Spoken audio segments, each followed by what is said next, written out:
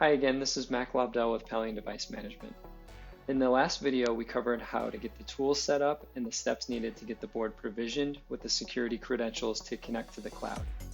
And in this video, we're going to walk through the steps to build the device-side application that registers with Pelion so you can do things like remote monitoring and firmware updates over the air.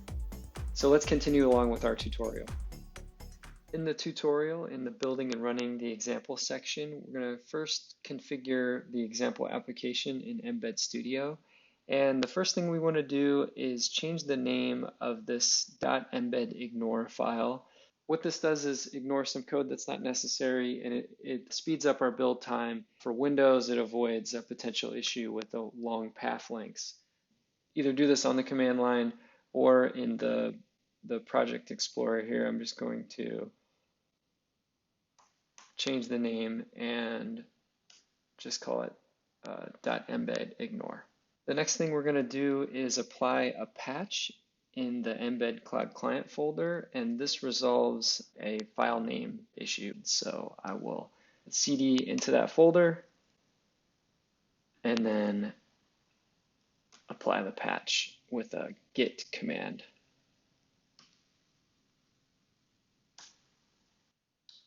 And now we'll just jump up back to the top of the example application. Next, we need to configure our Wi-Fi SSID and password, and this is done in a file embedapp.json, and it's a configuration file used by EmbedOS example applications, and it's for configuring EmbedOS or Pelion device management. And if you open this file, and near the top, you can see the SSID and password that you have to update. So be sure to just update the characters. So I'm just going to update mine.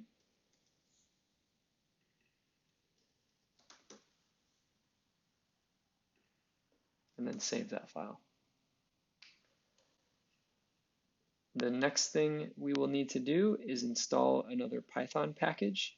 And this is used by Pelion Device Management to generate manifests for firmware update campaigns. So back in the terminal window, we'll copy this command to install the manifest tool. In this next step, we need an access key so our tools can get access to our Pelion account. The way you do that is you go to the Pelion Device Management console, you click on Applications, and then create a new application, you give it a name, select your group, and then click Create Application. And then we get an access key for that application. So we go to Access Keys, then New Access Key, again give it a name, pick the application, give it an expiration date, and then click Create Access Key, and then copy it. Make sure to save that access key in a safe place because you won't be able to retrieve it again and you'd have to create a new one. Now that we have our access key, we need to run a command to initialize the manifest tool and pass in that access key. So I will copy this command and paste that in the terminal, and in my case I've saved my access key in an environment variable, so I will pass that in.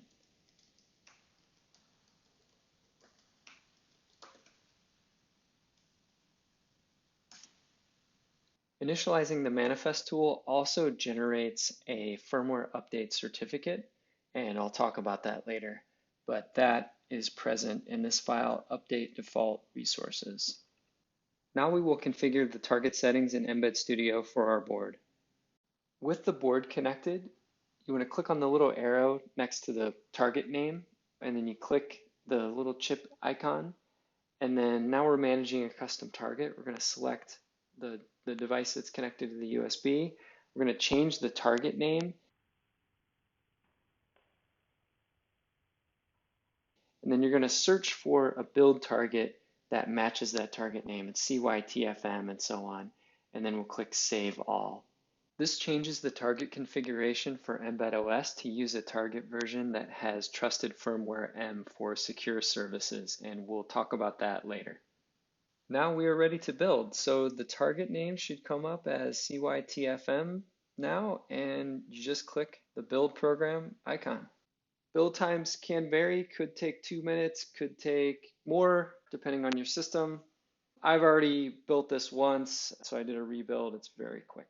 So if everything went successfully, you should see in the output that the images have been signed successfully, and it should have resulted in a hex file output.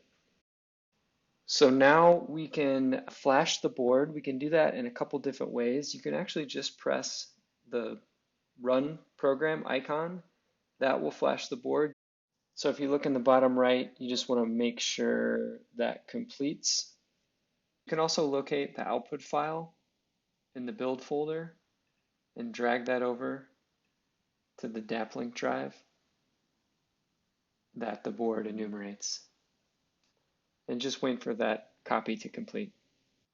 Now go to View and choose Serial Monitor and make sure 115/200 is selected as the baud rate. Now press the reset button on the board, which is here.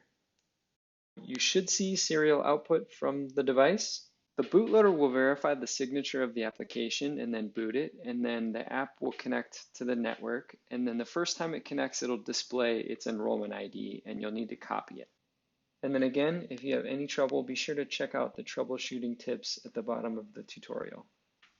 Let's talk about the enrollment ID, and actually let's take a step back and talk about production provisioning modes. So with Pelion Device Management, there's 2 production provisioning modes. There's fully provisioned and provisioned for first to claim.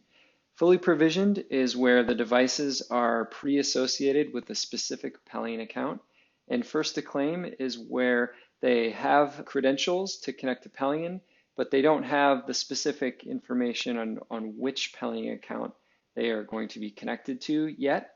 And that's useful for situations where devices are manufactured, they go to multiple customers, and then later they connect to those customers' specific accounts. In this example today, we are using first to claim. So in that mode, the device generates its own unique fingerprint that comes from the bootstrap certificate that we injected in the last video. And then you upload that to the Pelion account. You can do that in bulk, or in this example, we're just doing one at a time. Only you can claim devices to your account because of the use of the enrollment ID and the certificate authority certificate that we uploaded to the account in the last video. Back on the serial monitor, select the enrollment ID and copy it. Keep in mind that in some versions of Embed Studio, it may be difficult to see the outline of what you've selected for copying in the serial monitor, but it is actually being copied. In the Device Management Console, go to Device Directory, Enrolling Devices, click Enroll Devices, paste your enrollment ID, and click Add Single Device.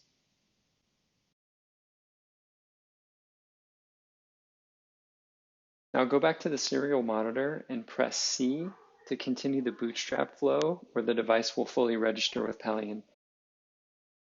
And remember, you only have to do this the first time, and this is for demo purposes. In production, the devices will automatically be enrolled. There's one more thing I wanted to mention. This device has a secure processing environment that runs alongside the non-secure processing environment. And the secure processing side is running trusted firmware M. And this provides secure services in an isolated environment. So the Pelion Device Management Client is making calls into those secure services. And as an example, during the TLS handshake, Pelion Client makes a request to sign a data blob, and this action is performed by the trusted firmware M without ever exposing the device's private key. In addition, Pelion stores critical connection information inside the trusted firmware M secure storage. And since the secure processing environment is protected, application code running on the non-secure side can't modify or interfere with the secure side. And this provides additional safeguards to help keep your system safe. And in the memory map, the trusted firmware M is located at the base of the internal flash, and then the application and the operating system are above that. And then in external memory, we'll be placing firmware update candidates that we'll use later for firmware updates over the air. So now our device is connected and registered with the service. And in the next video, we'll talk about how to monitor its resources remotely and do firmware updates over the air. See you there.